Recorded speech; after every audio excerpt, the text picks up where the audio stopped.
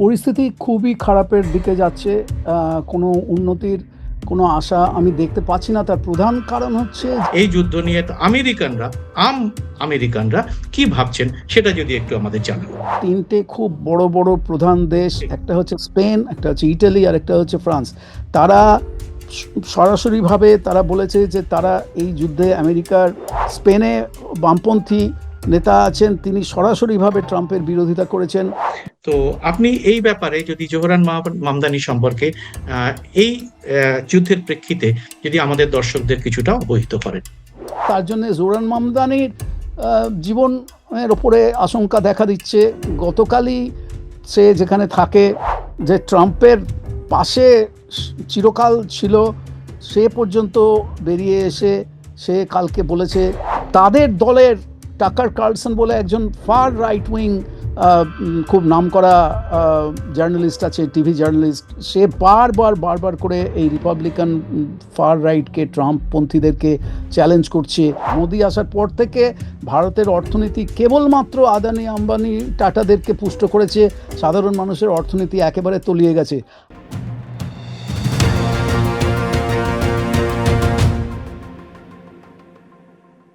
নমস্কার।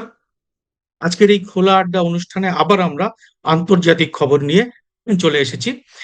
আপনারা এর মধ্যেই জেনেছেন আমরা যখন এই অনুষ্ঠানটা করছি তার কয়েক ঘন্টা আগে ইরানে তাদের যে সর্বোচ্চ ধর্মীয় নেতা তারা ঘোষণা করেছে, তার নাম হচ্ছে মুস্তাফা আলী খমেনেই। এবং তিনি হচ্ছেন আমাদের যে ট্রাম্পের হামলায় নিহত আয়াতুল্লাহ আল খমেনেইয়ের সন্তান, আহ, তার পুত্র। আহ, ইরানের যে 88 জনের যে বিশেষজ্ঞ সভা, অ্যাসেম্বলি অফ এক্সপার্টস, তারা তাকে বেছে নিয়েছেন। এবং এই মুস্তাফা আলী খামেনেইয়ের যেটা সব থেকে বড় ব্যাপার, সেনাবাহিনীর উপরে তার যথেষ্ট নিয়ন্ত্রণ রয়েছে। এবং তিনি দীর্ঘদিন ধরেই তার বাবার সঙ্গে তিনি কিন্তু একসঙ্গে কাজ করেছেন। অতএব একটা জিনিস খুব পরিষ্কার, যে ইরানের যে এখন যা পরিস্থিতি, যে সিদ্ধান্ত তারা নিচ্ছে প্রত্যাঘাতের, তার অভিমুখ কিন্তু কোনো রকম পরিবর্তন হবে না বলেই এখনো পর্যন্ত বিশেষজ্ঞরা মনে করছেন। এবং ঠিক সেই জন্যই একটা খুব গুরুত্বপূর্ণ ইন্টারভিউ কিছুক্ষণ আগে আমি দেখলাম, সেটা এবিসি নিউজে দিয়েছেন ডোনাল্ড ট্রাম্প। খুব তার অধ্যত্ত যথারীতি একই রকম রয়েছে, এবং সেখানে তিনি বলছেন যে আহ, আমার কথা না মেনে যদি ওই ব্যক্তি ওখানে বসেন, তাহলে তাকে তিনি বেশি দিন টিকতে পারবেন না, তার সম্মতি ছাড়া তিনি ওখানে টিকতে পারবেন না, এটা তার বক্তব্য। এবং একই রকম ভাবে ইসরায়েলও কিন্তু হুমকি দিয়ে রেখেছে যে তারা যে সর্বোচ্চ নেতা হোক তাকে তারা নিশানা করবে। তার মানে বুঝতেই পারছেন যে পরিস্থিতি কিন্তু যথেষ্ট ঘোরালো হয়ে উঠছে। এবং আপাতত এই যুদ্ধ পরিস্থিতির পরিবর্তন হওয়ার বা তার যে যুদ্ধ থামার কোনো রকম কোনো কিন্তু আমরা কিন্তু এখনো পর্যন্ত কোনো ইঙ্গিত দেখতে পাচ্ছি না। এর মধ্যেই ভারতে তেলের দাম বাড়ার একটা আশঙ্কা দেখা দিয়েছে, এবং রান্নার গ্যাসের দাম এর মধ্যেই 60 টাকা বেড়ে গেছে। এবং শুধু ভারতে নয়, বাংলাদেশের মধ্যেও, বাংলাদেশের তারেক সরকার এর মধ্যেই বিশ্ববিদ্যালয়গুলোর ঈদের ছুটি তারা এগিয়ে নিয়ে আসছে, এবং যাতে জ্বালানি এবং বিদ্যুৎ যাতে সাশ্রয় হয়। তো সব মিলিয়ে পরিস্থিতিটা এমন দাঁড়িয়েছে যে আমাদের এই উপমহাদেশও কিন্তু খুবই এই যুদ্ধের পরে, যুদ্ধ যতদিন চলবে তার ফলে কিন্তু আমাদের তার প্রভাব কিন্তু ক্রমশ বাড়তে থাকবে। ভারতে এর মধ্যেই ডলারের সাপেক্ষে টাকার দাম রেকর্ড, মানে প্রায় 92 টাকায় পৌঁছে গেছে, যা ভারতবর্ষের ইতিহাসে কোনোদিন হয়নি। তো সব মিলিয়ে পরিস্থিতি যেটা দাঁড়িয়েছে সেটা আমরা আজকে বিশ্লেষণ করব। আমাদের সঙ্গে এই জন্য রয়েছেন doctor Partha Bandyopadhyay, new York থেকে তিনি যুক্ত হয়েছেন। পার্থবাবুকে আপনারা সবাই চেনেন, তিনি আন্তর্জাতিক পরিস্থিতি আমাদের এখানে ব্যাখ্যা করেন, বিশ্লেষণ করেন, এবং আজকের এই গুরুত্বপূর্ণ পরিস্থিতি তিনি ব্যাখ্যা করবেন। পার্থবাবু, আপনাকে প্রথমেই আজকের এই অনুষ্ঠানে স্বাগত। আমি তো একটু ছোট করে মুখবন্ধ দিলাম, আপনি এবার সমস্ত পরিস্থিতিটা, আন্তর্জাতিক পরিস্থিতি এই মুহূর্তে আমরা কোথায় দাঁড়িয়ে আছি, এবার আপনি বিশ্লেষণ করবেন পার্থবাবু। আচ্ছা, আহ, পরিস্থিতি খুবই খারাপের দিকে যাচ্ছে। কোনো উন্নতির কোনো আশা আমি দেখতে পাচ্ছি না। তার প্রধান কারণ হচ্ছে যে ইসরায়েল এবং আমেরিকা এবং তাদের যে ভয়ঙ্কর যুদ্ধ ব্যবসা, তারা অবস্থার কোনো রকম পরিবর্তন চায় না। আজকে আমরা আগেও একাধিক আপনার অনুষ্ঠানে আমরা বলেছি যে এপস্টেন ফাইলস নামক পৈশাচিক ঘটনাবলীর হাত থেকে বাঁচবার জন্যে ট্রাম্প তার তথাকথিত শান্তির এবং যুদ্ধ বন্ধ করার যে আহ, নির্বাচনী শপথ নিয়েছিল তার থেকে সম্পূর্ণ উল্টো দিকে ঘুরে গিয়ে ডিগবাজি খেয়ে সে ইসরায়েলের এই গণহত্যাকারী নেতানিয়াহু এবং তার সরকারের সঙ্গে হাত মিলিয়েছে এবং ইরানের ওপর একতরফা যুদ্ধ ঘোষণা করেছে সম্পূর্ণ বাজে অজুহাতে। হুম, আহ, যে জিনিসটা আমরা সেই ভিয়েতনামের সময় থেকে, আহ, ইরাকের সময় থেকে, আফগানিস্তান, লিবিয়া, সিরিয়া, চিরকাল আমরা সেই একই জিনিস দেখে আসছি যে কোনো না কোনো একটা বাজে অজুহাত খাড়া করে একটা দেশকে শত্রু চিহ্নিত করে সেই দেশটাকে শয়তানের মতন প্রতিপন্ন করে, অর্থাৎ ইংরেজিতে যেটাকে বলা হয় ডেমোনাইজ করা, আহ, সেই দেশের ওপরে একটা একতরফা যুদ্ধ ঘোষণা এবং সে দেশের ওপরে বোমাবর্ষণ করে মানুষ মেরে, লক্ষ লক্ষ মানুষ মেরে সে দেশের সরকারকে উৎখাত করে সেখানে একটা পুতুল সরকার বসিয়ে দেওয়া এবং সে দেশের সমস্ত, বিশেষ করে আহ, ইরাক, লিবিয়া, সিরিয়ার ক্ষেত্রে তাদের তৈল ভাণ্ডার দখল করার জন্যে একতরফা যুদ্ধ ঘোষণা, যার পেছনে ইসরায়েলের অবদান সবচাইতে বেশি, কারণ ইসরায়েল ওই পুরো মধ্যপ্রাচ্যটাকে গ্রাস করতে চায় এবং তাদের সেখানে একটা একচ্ছত্র আধিপত্য তারা সেখানে তৈরি করতে চায়। এই হচ্ছে আসল গল্প। আজকে আম, দুদিন আগেই আমরা ভেনেজুয়েলাতে দেখেছি, বেশি দিন হয়নি, যে সেখানে আমেরিকা একতরফাভাবে ঢুকে গিয়ে একটা সার্বভৌম দেশের প্রেসিডেন্টকে হাতকড়া পরিয়ে নিয়ে এসে নিজের দেশের জেলে রেখে দেওয়া। আমি যেখানে থাকি নিউ ইয়র্ক শহরের ব্রুকলিনে, এইখানেই একটা জেলে সেই প্রেসিডেন্ট মাদুরো এখন কী অবস্থায় আছেন কেউ জানে না, এবং আমেরিকা সেই ভেনেজুয়েলার যে সর্ববৃহৎ তেলের যে ভান্ডার সেটা দখল করে নিয়েছে। এবং এখন মনেই হচ্ছে যে যেহেতু এই যুদ্ধটা, ইরানের যুদ্ধটা আমেরিকার আগে থেকেই অঙ্ক কষা ছিল, ইসরায়েলের সঙ্গে পরিকল্পনা করা ছিল, যার সঙ্গে দুর্ভাগ্যবশত আমাদের মোদিও যুক্ত হয়ে পড়েছেন। আহ, সেই তেলের ভান্ডারটা এখন দরকার যাতে এই যুদ্ধটা একটানা বহুদিন চালিয়ে যাওয়া যায়, কারণ ইরানের আহ, সঙ্গে যুদ্ধটা আমেরিকা বা ইসরায়েলের ঠিক যেমনভাবে ওরা ভেবেছিল যে দুদিনের মধ্যে শেষ করে দেবে, সেটা ওরা করতে পারছে না। ইরান ভয়ঙ্করভাবে প্রত্যাঘাত করছে নিজের দেশের অস্তিত্বকে বাঁচানোর জন্য। সেই দেশের যিনি রাষ্ট্রপ্রধান এবং আম, সবচেয়ে বড় যিনি নেতা ছিলেন, আহ, আয়াতুল্লাহ খামেনি, তাকে আমেরিকা, ইসরায়েল হত্যা করেছে। সে দেশের আহ, ওপরে এমনভাবে নির্বিচারে বোমাবর্ষণ করেছে যে আমেরিকার মিসাইল সে দেশের একটা, ইরানের একটা স্কুল ধ্বংস করে দিয়েছে এবং সেই স্কুলকে ধ্বংস করে দেওয়ার ফলে সেখানে বলা হচ্ছে 175 জন শিশু 175, এখন সেখানে, সংখ্যাটা বেড়েছে অনেক। আমরা 165 আগে শুনছিলাম, এখন সেটা 175-এ প্রায় গিয়ে দাঁড়িয়েছে। একশো আরো, পঁচাত্তর জন হ্যাঁ শিশু হ্যাঁ, নিহত হয়েছে। এবং তার জন্য আমেরিকা কোনো ক্ষমা চায়নি এখনো পর্যন্ত। আমেরিকা তার জন্য ক্ষমা তো চায়নি, বরঞ্চ ট্রাম্প যথারীতি মিথ্যে কথা বলেছিল প্রথমে যে এটা নাকি ইরানই করেছে, ইরানের নিজের দেশের ঠিক। স্কুলে বোমাবর্ষণ করে নিজের দেশের শিশুদের মেরেছে, হ্যাঁ, টিচারদের মেরেছে, এই সমস্ত ঘোষণা করেছিল। যাই হোক, আন্তর্জাতিক নানা সংস্থা তারা প্রমাণ করে দিয়েছে যে আমেরিকার মিসাইলেই এই স্কুলের ধ্বংস হয়েছে এবং এতগুলো নিরীহ শিশু তারা নিহত ডাক্তারবাবু, হয়েছে। মানে হ্যাঁ, এই অপরাধের কোনো ক্ষমা নেই। ক্ষমা হয় না। তো এই জিনিসগুলো একটানা চলছে। সারা মধ্যপ্রাচ্য জুড়ে একটা ভয়ঙ্কর জ্বলন্ত পরিস্থিতির সৃষ্টি হয়েছে। আহ, আমাদের মতন সাধারণ মানুষ, আমি এই ভোটের সময় পশ্চিমবঙ্গে আবার দেশে ফিরে যাওয়ার আমার পরিকল্পনা ছিল, কিন্তু সমস্ত এয়ারপোর্ট বন্ধ, ফলে দেশে ফেরা এখন অসম্ভব। হুম। আহ, এই অবস্থার মধ্যে আমরা দাঁড়িয়ে আছি এবং এদেশেও তার জের বিভিন্নভাবে দেখতে পাওয়া যাচ্ছে, জিনিসপত্রের দাম বেড়ে যাচ্ছে। দেশে যেরকম এই সামান্য কয়েকদিনের মধ্যেই গ্যাসের দাম 60 টাকা করে বাড়িয়ে দিয়েছে প্রতি সিলিন্ডার, আহ, যেটা আরেকটা ধোঁকাবাজি। ওরা বলেছিল যে গ্যাসের দাম কমিয়ে দেবে, মোদি আসার পর বলেছিল, কিন্তু কোনো হুম, জিনিসের দাম কমেনি। গ্যাসের দাম ঠিকই। 300 টাকা থেকে প্রথমে 600 টাকা, তারপর 1100 টাকা হয়ে গেছিল, তারপরে নামিয়ে 800 করেছিল, এখন আবার 60 টাকা করে বাড়িয়েছে। অর্থাৎ একটা চূড়ান্ত নৈরাজ্য সারা পৃথিবী জুড়ে একটা তাণ্ডব শুরু হয়েছে এবং আমরা মানুষ, সাধারণ মানুষ তার অসহায় শিকার হয়েছে। হ্যাঁ, আমি পার্থবাবু একটা আমি আপনাকে কিছুক্ষণ আগে আমি এই ভিডিওটা পেয়েছি। সে ভিডিওটায় আমেরিকায় একটা বিক্ষোভ, অনেক বিক্ষোভ হচ্ছে, তার মধ্যে একটা খুব ইন্টারেস্টিং আমি বিক্ষোভ দেখলাম, যে যেখানে একটা বিরাট বড় ব্যানার লাগিয়ে মানুষ বিক্ষোভ দেখাচ্ছেন। তাতে লেখা রয়েছে ব্যানারে, যেটা আপনি কিছুক্ষণ আগে বলছিলেন অ্যাবস্টিন ফাইলের ব্যাপারে, সেখানে একটা সেই ব্যানারে লেখা হয়েছে, war crimes will not hide sex crimes. মানে যুদ্ধ অপরাধ, যৌন অপরাধকে লুকোতে পারবে না। এই ব্যানার লাগিয়ে বিক্ষোভ দেখাচ্ছেন আমেরিকারা। আমি ভিডিওটা আপনাদের দেখাচ্ছি, আপনারা ভিডিওটা দেখুন।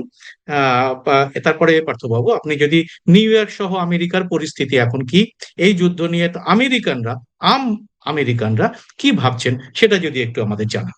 তো আমেরিকাতে সমস্ত জায়গাতে প্রতিটি শহরে বলতে গেলে এপস্টিন ফাইলসের বীভৎসতার বিরুদ্ধে ট্রাম্প, বিল গেটস ইত্যাদি সমস্ত বড় বড় চাই যারা, তাদের সরাসরি সেই যৌন কুকীর্তি, পৈশাচিক ঘটনাবলীর সঙ্গে যুক্ত হওয়ার যে তথ্য ফাঁস হয়ে গেছে এবং এখনও একটার পর একটা ফাঁস হয়ে যাচ্ছে। ট্রাম্পের মতন একজন অত্যন্ত মানে মিথ্যাচারী, সে দিনে যে কথা বলে রাতে অন্য কথা বলে, রাতে যে কথা বলে দিনে অন্য কথা বলে, প্রতি মুহূর্তে সে মিথ্যে কথা বলে চলেছে। এরকম আহ, দুর্নীতিগ্রস্ত এত বড় মিথ্যাচারী, দেখুন আমি তো আমেরিকায় বসে এই কথাগুলো আমি বলে যাচ্ছি, হ্যাঁ, আমারও তার ঝুঁকি মতো আছে, অনেকেই কিন্তু বলছেন এখন তো। এবং আমি এখন তো একটা অনেকে সম্প্রতি বলছেন। সমীক্ষা দেখলাম যে 80% আমেরিকান, তারা এখন এই মুহূর্তে ট্রাম্পের এই যুদ্ধের বিরোধিতা করছে। কিন্তু কেবলমাত্র নিউ ইয়র্ক টাইমসের মতন আহ, হ্যাঁ, সে কিছু কাগজ, সংবাদপত্র তো থাকবেই, আমাদের আমাদের কিন্তু যেমন নিউ ইয়র্ক গদি নিউ মিডিয়া নেই। ইয়র্ক টাইমসের ভূমিকাটা আমাদেরকে বিশেষভাবে বলতে হবে, কারণ এই যে যে কোনো ধরনের, আমাদের সেই হিটলারের সময় থেকে আমরা দেখেছি যে যাকে আমরা বলি গোয়েবলসীয় মিথ্যা প্রচার, অর্থাৎ প্রোপাগান্ডা হচ্ছে এই যুদ্ধের ঠিকই, একটা অত্যন্ত বড় গুরুত্বপূর্ণ অস্ত্র। অস্ত্র, মারাত্মক অস্ত্র, মারণাস্ত্র। সেই গুরুত্বপূর্ণ মারণাস্ত্র আমাদের দেশে গদি মিডিয়া চালিয়ে যাচ্ছে, এবং যাদেরকে আমরা আমাদের তথাকথিত ভারতেরও সমস্ত মিডিয়াতে প্রায় দেখানো হচ্ছে যে ট্রাম্প কার্যত ইরানকে ধ্বংসস্তূপে পরিণত করেছে। ইরানের উপর অনেক হামলা হয়েছে, অনেক ক্ষেপণাস্ত্র ছোড়া হয়েছে, নানা রকম ভাবে আক্রমণ করা হচ্ছে, এটা তো সত্যি। কিন্তু ইরান যে দাঁড়িয়ে থেকে তা প্রতিরোধ করছে। এবং অদ্ভুত ব্যাপার, যেটা আমরা বিভিন্ন সত্যিকারের যেগুলো ভিডিও আমরা ইরানি মাধ্যম থেকে দেখতে পাচ্ছি, যখন ইরানে ক্ষেপণাস্ত্র পড়ছে, ইরানিরা গিয়ে বাংকারে লুকিয়ে পড়ছে না, তারা রাস্তায় বেরিয়ে আসছে। তারা বেরিয়ে এসে তারা স্লোগান দিচ্ছে। হ্যাঁ, এটা একটা অদ্ভুত দৃশ্য। আমাদের হ্যাঁ, আমাদের তো ইরানকে সমর্থন করার কোনো দরকার নেই, না, কিছুই একদমই আমি করার দরকার নেই। সমর্থনের কথা বলছি না। আমি না, বলছি যে আমি এই যে আপনাকে, জিনিসটা, এই জিনিসটা কিন্তু দেখা যাচ্ছে যে ইরানকে যে এখানকার মিডিয়া যেরকম ভাবে বলা হচ্ছে যে ট্রাম্পের বীরত্ব, তিনি কত বড় বীর, এবং ইসরায়েল কত রকম ভাবে, এই যে মিডিয়াটা আপনি যেমন ওখানে বললেন যে কিছু পেটুয়া মিডিয়া, আমাদের এখানের মেন স্ট্রিম মিডিয়া একই রকম ভূমিকা কিন্তু পালন করছে, যে সেখানে শুধু ট্রাম্পেরই বীরত্ব এবং ইসরায়েলেরই তার অস্ত্রের যে নানা রকম সম্ভার কিরকম ভাবে কাজ করছে সেটাই দেখানো হচ্ছে। তার পাল্টা যে একটা অন্য কিছু হচ্ছে, সেটা কিন্তু আমরা দেখতে পাচ্ছি না, কিছু স্বাধীন সেটা মিডিয়া আমরা ছাড়া।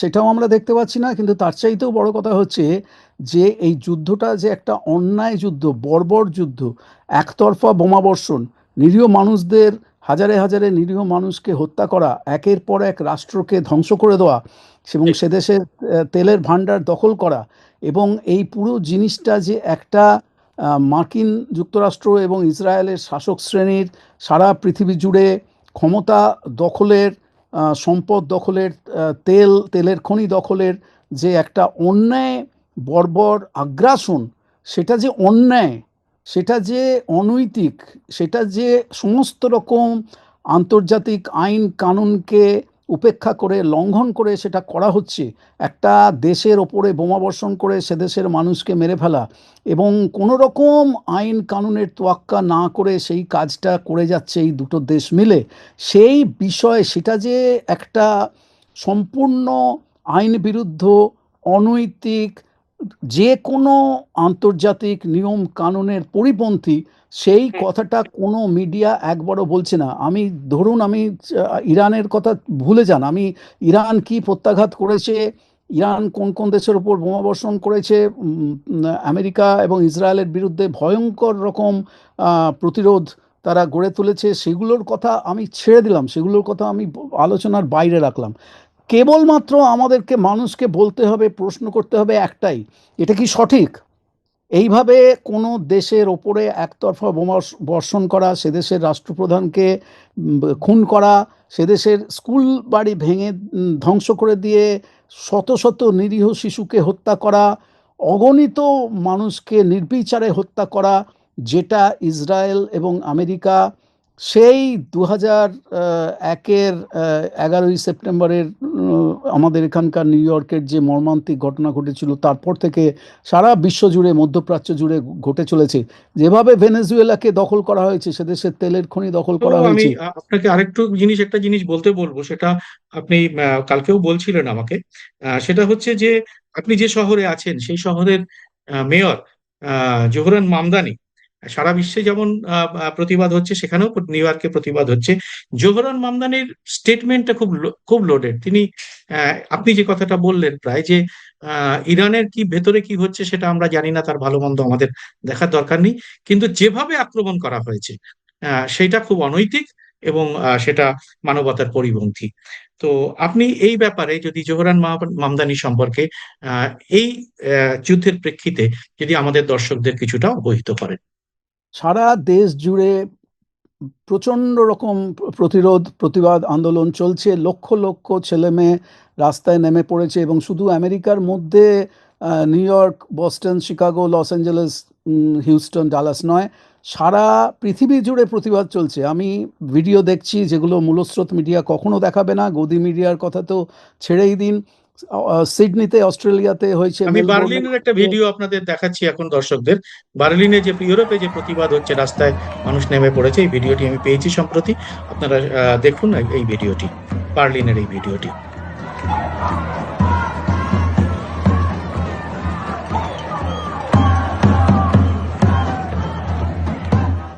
হ্যাঁ পার্থবাবু বলুন, আপনি নিউ ইয়র্ক সম্পর্কে বলছিলেন এবং মামদানি সম্পর্কে নিউ বলছিলেন। ইয়র্কের কথা বলছি, তার আগে বলছি লন্ডনে, ডাবলিনে, তারপরে নেটোর তিনটে খুব বড় বড় প্রধান দেশ, একটা হচ্ছে স্পেন, একটা হচ্ছে ইটালি, আর একটা হচ্ছে ফ্রান্স।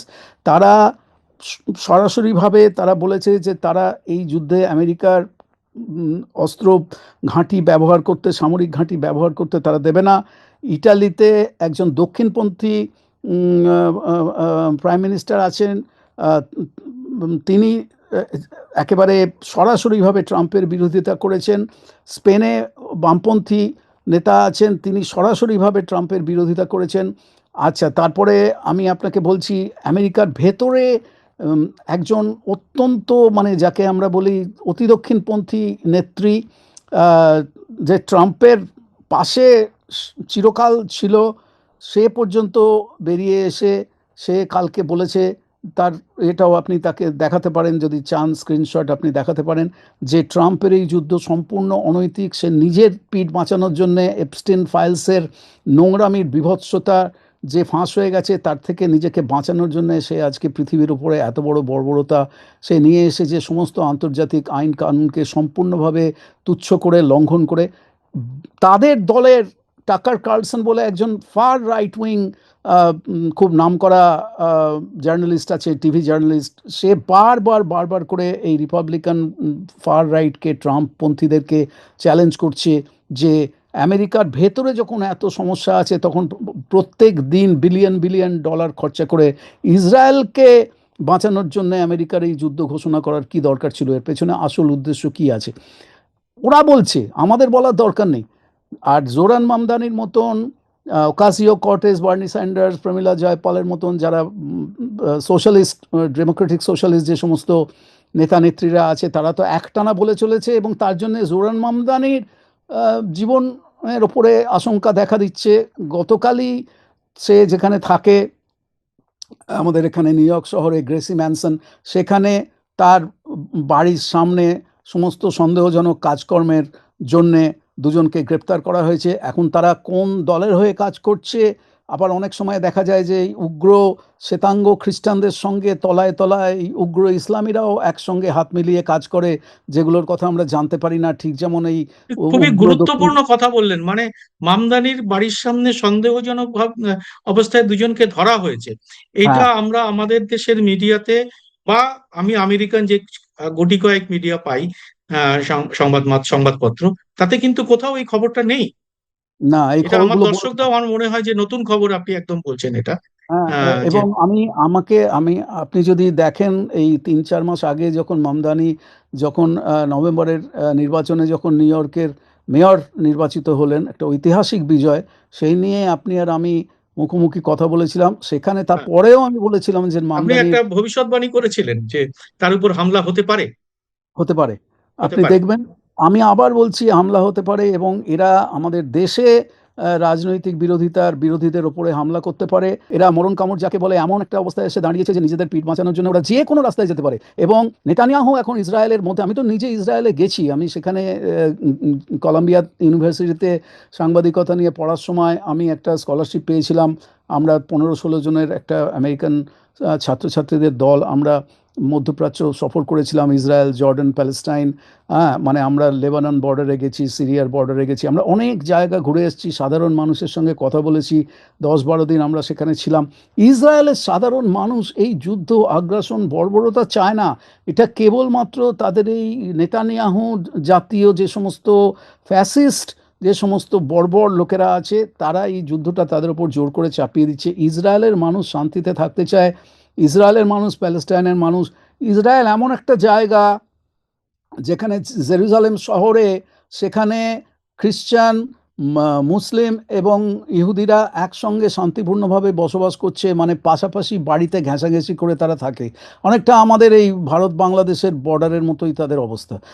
তারা কেউ যুদ্ধ চায় না, এটা একটা চাপিয়ে দেওয়া যুদ্ধ, অন্যায় যুদ্ধ, বর্বর যুদ্ধ।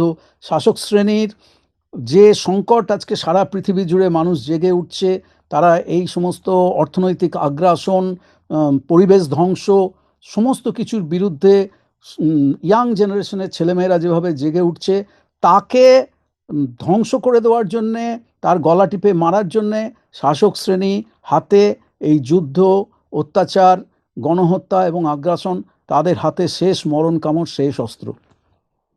আপনি, এই পরিবেশ ধ্বংসের প্রসঙ্গে আমরা কিছুক্ষণ আগেই আমি একটা খবর দেখছিলাম, যেটা খুব উদ্বেগজনক। সেটা হচ্ছে যে একটা অ্যাসিড রেনের আশঙ্কা দেখা দিয়েছে তেহরান শহরে। তার একটা ইয়ে হয়েছে। এটা খুব ভয়ঙ্কর ব্যাপার। সমস্ত বিশ্বে এরকম যদি ঘটনা ঘটতে থাকে, এবং আমরা যে সমস্ত অঞ্চলে থাকি, ভারতীয় উপমহাদেশ, সেখান থেকে এই যুদ্ধটা তো খুব বেশি দূরে হচ্ছে না। অতএব পরিবেশ ধ্বংস যেভাবে হচ্ছে এই যুদ্ধে, তাতে কি আপনার মনে হয় আগামী দিনে এই রকম আরো বিপর্যয়, অ্যাসিড বৃষ্টি বা এই রকম আরো বিপর্যয় পৃথিবীর সামনে ঘনিয়ে আসছে? হ্যাঁ, আমার আমার গুরু অধ্যাপক নোম চমস্কি বারবার করে মানব জাতি ধ্বংসের দুটো সম্ভাব্য কারণ উল্লেখ করে গেছেন বহু বছর ধরে। তার মধ্যে একটা হচ্ছে পারমাণবিক যুদ্ধ, আর আরেকটা হচ্ছে পরিবেশ ধ্বংস। এই দুটো জিনিস বারবার করে তিনি ভবিষ্যৎবাণী করেছেন, এবং দুটো জিনিসে আজকে আমরা চোখের সামনে দেখতে পাচ্ছি। তেহরানের ওপর এমনভাবে বোমাবর্ষণ করা হয়েছে, ইরানের বিভিন্ন জায়গাতে এমনভাবে বোমাবর্ষণ করা হয়েছে যে তেহরানের আকাশ এখন কালো তেলের মেঘে ছেয়ে গেছে, এবং সেখান থেকে বৃষ্টির বদলে তেলের ফোঁটা বৃষ্টির মতন ঝরে পড়ছে। কালো তেল, ওপর থেকে জ্বলন্ত তেল মানুষের ওপর ঝরে পড়ছে এই মুহূর্তে। কোনো খবর নেই, কেউ জানতে চায় না। এই আমাদের তথাকথিত শিক্ষিত ভদ্রলোক সমাজ, তারা এই সমস্ত কথাগুলো তারা এড়িয়ে যায়, তারা এই সমস্ত প্রশ্নের মুখোমুখি হতে চায় না। আজকে তেহরানের ওপরে, আজকে ইসরায়েলে নেতানিয়াহুর পিঠ এমনভাবে দেয়ালে ঠেকে গেছে, সারা পৃথিবীর থেকে যেভাবে ইরানের বর্বর যুদ্ধর বিরুদ্ধে প্রতিরোধ হচ্ছে, তাতে সে নিজের পিঠ বাঁচানোর জন্য আজকে যদি সে পরমাণু অস্ত্রের আশ্রয় নেয়, তাতেও আমি বিস্মিত হব না। কিন্তু তাদের হাতে আরও এত অসংখ্য রকমের ভয়াবহ অস্ত্র সম্ভার আছে, যেটাকে গণবিধ্বংসী ক্ষেপণাস্ত্র বলে এই নিউ ইয়র্ক টাইমস আর মিডিয়া, লিবারেল মিডিয়া কখনো জানতে দেয়নি আমাদেরকে। কিন্তু ইসরায়েলের হাতে পারমাণবিক অস্ত্র মজুত আছে। ইরানের হাতে হাজার রকমের বর্বর গণহত্যাকারী ক্ষেপণাস্ত্র, নানান ধরনের পরিবেশ ধ্বংস করে দেওয়ার মতন অস্ত্র সম্ভার তাদের কাছে আছে। এবং সামনের দিনগুলোতে আমি কেবলমাত্র ঈশ্বরের কাছে প্রার্থনা করছি যে লক্ষ লক্ষ সাধারণ মানুষ, নিরীহ মানুষ, শিশু, তারা যেন এই গণহত্যাকারী দানবদের হাত থেকে রক্ষা পায়, এই প্রার্থনা আমি একমাত্র করে চলেছি। তো বাবু, আমরা এরপরে দ্বিতীয় পর্যায়ে আলোচনা যেটা আসবো সেটা হচ্ছে যে আহ, আমরা দেখতে পাচ্ছি যে পরিবেশ ধ্বংস এবং বিশ্ব একটা বড় বিপর্যয়ের মুখোমুখি হয়েছে, কিন্তু একটা সাময়িক একটা বড় কিন্তু আমাদের দেশে এবং ভারতীয় উপমহাদেশে একটা বড় বিপর্যয়ের মুখে আমরা পড়েছি। এর মধ্যেই আপনি বললেনও, আমিও প্রথমে মুখবান্তে বলেছি যে রান্নার গ্যাসের দাম 60 টাকা সিলিন্ডার পিছু বেড়ে গেছে। এবং এটা বিশাল। আপনি এটাকে যদি একটু ব্যাখ্যা করেন এবং আগামী দিনে কি হতে চলেছে, এবং এই 60 টাকা বেড়ে যাওয়ার হঠাৎ কারণটা কি, এতে ভারত সরকারের কতটা লাভ হচ্ছে, একটু যদি আপনি বিশ্লেষণ করেন। কিচ্ছু কারণ না, পুরো জিনিসটা হচ্ছে এই সমস্ত আদানি আম্বানি, এই সমস্ত যে মোদি সমর্থিত আহ, বা মোদিকে পুষ্ট করার যে সমস্ত এজেন্সিগুলো আছে, তারা মুনাফা করছে। আজকে না হয় যুদ্ধের অজুহাত দেখিয়ে এই সুকান্ত মজুমদার বলছে যে আহা, তো হরমুজ প্রণালী বন্ধ করে দিয়েছে, তাহলে তেলের দাম তো একটু বাড়বেই, গ্যাসের দাম তো একটু বাড়বে। এসব একদম ফালতু কথা। এরা প্রাইস গাউজিং করছে, জিনিসপত্রের দাম ইচ্ছাকৃতভাবে বাড়িয়ে দিচ্ছে বহুদিন ধরে। আমি দুদিন আগে, আমরা তো বিভিন্ন জায়গাতে যাই, এই দুদিন আগে আমরা পেরুতে বেড়াতে গিয়েছিলাম, দক্ষিণ আমেরিকাতে। সেখানে গ্যাসের দাম দেখলে অবাক হতে হয়। পেরু একটা তৃতীয় বিশ্বের দেশ, এত কম সেখানে গ্যাসের দাম, তেলের দাম চিন্তাই করা যায় না। আমাদের দেশে ইচ্ছাকৃতভাবে বিনা কারণে সারা পৃথিবীতে যখন তেলের দাম কমে গেছে, গ্যাসের দাম কমে গেছে, আমাদের দেশে ইচ্ছাকৃতভাবে তেলের দাম, গ্যাসের দামকে, ইলেকট্রিকের দামকে বাড়িয়ে রাখা হয়েছে বহু বছর ধরে।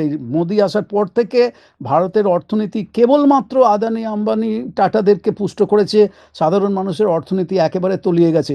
আজকে এই যুদ্ধের ফলে যেটা হবে সেটা হচ্ছে, আমি আগের দিনেও আপনাকে বলেছি, তেলের দাম আরও বাড়বে, গ্যাসের দাম আরও বাড়বে, পেট্রোলের দাম আরও বাড়বে। গ্যাসের দাম বেড়েই গেছে, অলরেডি বেড়ে গেছে, হয়তো আরো পড়ে বাড়বে। গেছে তো। এটা হ্যাঁ, কিছুই হ্যাঁ। না, কিছুই না। এইটা কোথায় যাবে কেউ কল্পনাও করতে পারছে না। এই এই বিজেপির হনুমানরা, তাদের গদি মিডিয়া কোনোদিনও এই কথাগুলো বলবে না যে সাধারণ মানুষের কী রকম অর্থনৈতিক সংকটে মানুষ পাগল হয়ে যাবে। মানুষ মানে, আমি বলছি, বলতে আমার ভালো লাগছে না, কারণ আমারই তো দেশ। মানুষ না খেতে পেয়ে মরে যাবে। একদিকে আমেরিকার সঙ্গে বাণিজ্য চুক্তি এমনভাবে করেছে যে দেশটাকে একেবারে পুরো, মানে ট্রাম্পের কাছে একেবারে, মানে মাটিতে লুটিয়ে দিয়েছে।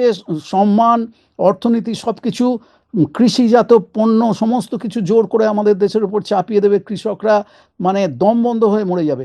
একদিকে সেইটা হবে, আরেকদিকে তেলের দাম, গ্যাসের দাম বাড়লে জ্বালানির খরচ, যানবাহনের খরচ, বিদ্যুতের খরচ, সমস্ত কিছু, একটা গরিব কৃষক যে একটা ছোট্ট পাম্প চালিয়ে জল তোলে, তার সামান্য 1 বিঘার একটা ক্ষেতে, সেই জল তোলার জন্য যে পাম্পের তেল সে কিনতে পারবে না, সে না খেতে পেয়ে মরে যাবে। প্রতিটি ক্ষেত্রে জিনিসপত্রের সেক্ষেত্রে দাম আমরা এখন, আমেরিকান কৃষি পণ্য কিনবো, তখন আমেরিকার আমেরিকান কৃষি পণ্য। আমেরিকান কৃষি হ্যাঁ। পণ্য জোর করে চাপিয়ে দেওয়া হবে। সেখানে জেনেটিক্যালি মডিফাইড সমস্ত বীজ, মনস্যান্টো ইত্যাদিদের কারণে আমাদের দেশে, ভারতে লক্ষ লক্ষ কৃষক অলরেডি আত্মহত্যা করেছে। আমাদের দেশের অর্থনীতি কোন পর্যায়ে, কোন অতলে তলিয়ে যাবে, কারোর কোনো ধারণাই নেই। এবং তার জন্য সম্পূর্ণভাবে দায়ী হবে মোদি এবং তার বিজেপি সরকার, আর তার পেছনের কলকাঠি নাড়ার আসল কারিগর আরএসএস, যারা চিরকাল ইসরায়েলকে সমর্থন করে এসেছে। হ্যাঁ, ধন্যবাদ পার্থবাবু। আপনি আজকে খুব সুন্দর তথ্য দিয়ে আমাদের আমাদের মনের মধ্যে অনেক প্রশ্ন যেগুলো রয়েছে সেগুলো আপনি খুব পরিষ্কার করে ব্যাখ্যা করলেন, বিশ্লেষণ করলেন। এজন্য আপনাকে অনেক অনেক ধন্যবাদ। আর আপনারা যারা এই অনুষ্ঠানটি দেখলেন, তাদের মনের মধ্যে যে সমস্ত প্রশ্ন আরো নতুন করে উদয় হলো, আপনারা অবশ্যই সেগুলো কমেন্ট বক্সে লিখে জানাবেন, এবং এই অনুষ্ঠানটা কেমন লাগলো সেটাও আপনারা কিন্তু কমেন্ট বক্সে যদি লেখেন, তাহলে আমাদের পরবর্তীকালে এরকম অনুষ্ঠান করতে আমাদের অনেক বেশি উৎসাহ বাড়বে। এবং এর মধ্যেই আমি পার্থবাবুর সঙ্গে কথা বলেছি। পার্থবাবু তার গুরুত্বপূর্ণ সময় দিতে রাজি হয়েছেন। আমরা সপ্তাহে একবার বা দুবার, যদি আপনারা বেশি চান হয়তো বেশি আসতে হতে পারে, পার্থবাবু আমাদের এই চ্যানেলে নিয়মিতভাবে আন্তর্জাতিক বিভিন্ন বিষয় নিয়ে তিনি তার বিশ্লেষণ শোনাবেন। এটা আমরা একটা প্রাথমিকভাবে আমরা কথা বলেছি। আপনারা আপনাদের কমেন্ট বক্সে এটা জানাবেন যে আপনারা কতটা চাইছেন, তার উপরে নির্ভর করছে আমরা এ ধরনের অনুষ্ঠান কত বেশি করতে পারি। সেটা কিন্তু আমরা সেভাবে ঠিক করব। আপনাদের সবাইকে অনেক অনেক ধন্যবাদ। আপনারা সময় দিয়ে আমাদের অনুষ্ঠান দেখছেন, আপনারা লাইক করছেন, শেয়ার করে আরো লোককে পৌঁছে দিচ্ছেন। এই জন্য আপনাদেরকে অনেক অনেক ধন্যবাদ। এবং আজকের এই অনুষ্ঠানটা দেখার পরে আপনাদের কাছে একটা আবেদন থাকবে, যেটা আমরা করে থাকি, যে আমাদের এই চ্যানেলটিকে, এর মধ্যেই আমাদের চ্যানেল 3 লক্ষ সাবস্ক্রাইবার পার করেছে। আরো আপনাদের ভালোবাসা আমরা পাওয়ার জন্য, অনেকেই দেখেন হয়তো ভাবেন সাবস্ক্রাইব করতে পয়সা লাগে, একদম পয়সা লাগে না, বিনি পয়সায় সাবস্ক্রাইব করা যায়। আপনারা অবশ্যই সাবস্ক্রাইব করে নোটিফিকেশন বেলটি চালু করে রাখবেন। আপনাদের সবাইকে আজকে এই অনুষ্ঠানটা দেখার জন্য অনেক ধন্যবাদ এবং নমস্কার।